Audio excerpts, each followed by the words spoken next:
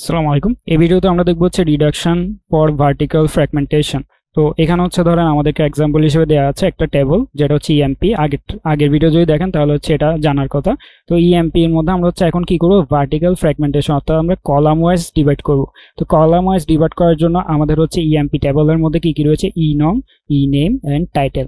তো আমরা হচ্ছে ইএমপি 1 এর মধ্যে রাখলাম হচ্ছে ই নং এবং ই নেমকে, এন্ড সেকেন্ড টেবলের মধ্যে ই নং এবং টাইটেলকে রাখলাম, যেহেতু হচ্ছে আমরা তাদেরকে আবার একত্র করার জন্য আমাদের হচ্ছে প্রাইমারি কিটা দুই টেবিলে রাখা লাগবে।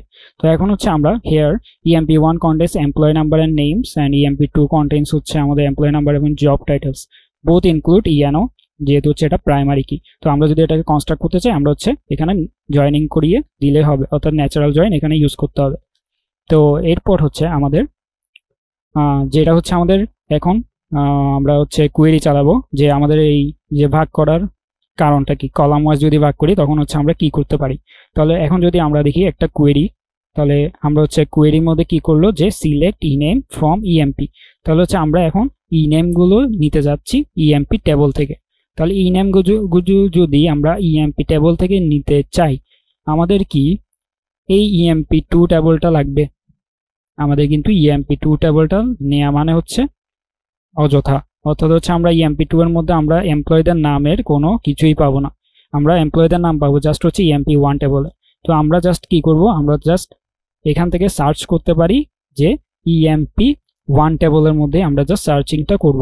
অর্থাৎ হচ্ছে আমাদের এখানে লোকালাইজ কোয়েরি যেটা, সেটার মধ্যে কিন্তু আমরা কি করতাম, ইএমপি1 এবং ইএমপি2 টেবলকে জয়েনিং করিয়ে দেন সার্চ করতাম।